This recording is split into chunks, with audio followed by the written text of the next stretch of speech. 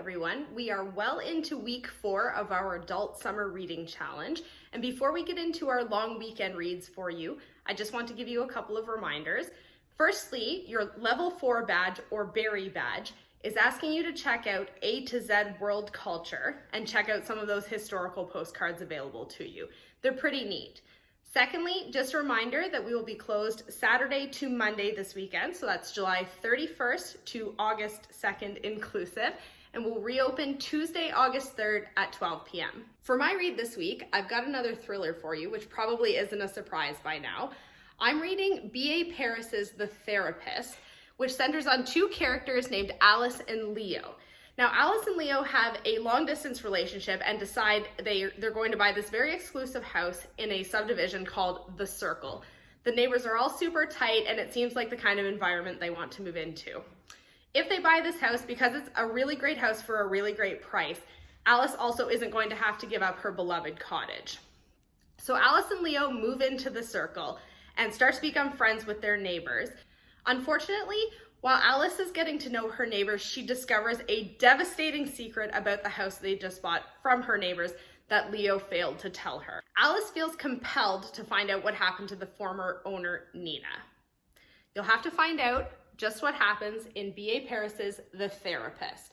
Now, I read an electronic copy, but we do have a print copy available at the library. Rose, what did you read this week? Jade, I know I recently said that I was not going to do another beach read for a while, but hey, I was at the beach, and here's my beach read, Karen Swan's The Secret Path.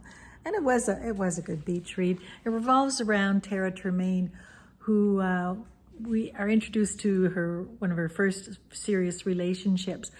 But one thing about Tara is that she does not want anyone that she's involved with to know how wealthy her family is. So she keeps this a secret for a long time. But when she feels that the young man who has asked her to marry him is serious and not to be influenced, she takes him to meet her family. Her father's a billionaire and an entrepreneur.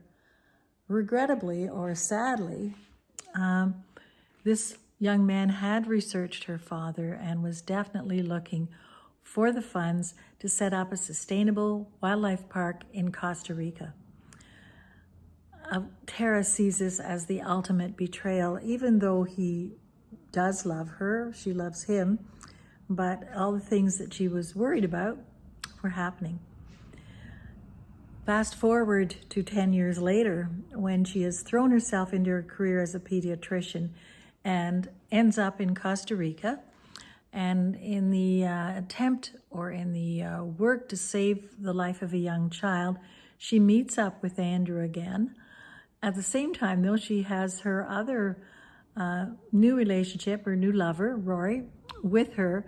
And you can read for yourself how things end up when you sign out this book. The other book I am reading at the cottage and will most likely talk about next week is a little more involved in that it's a true story and revolves around a chef who leaves with his wife and young family, basically throws up everything that they've been working for and goes to Lyon and apprentices, I guess, or sous chefs to try to become a world famous chef. And it's a fascinating story, a bit of a travelogue, but I'll tell you more about that next week. Don't forget, place your holds in advance of Friday at 6 p.m. so you have lots to read over the weekend.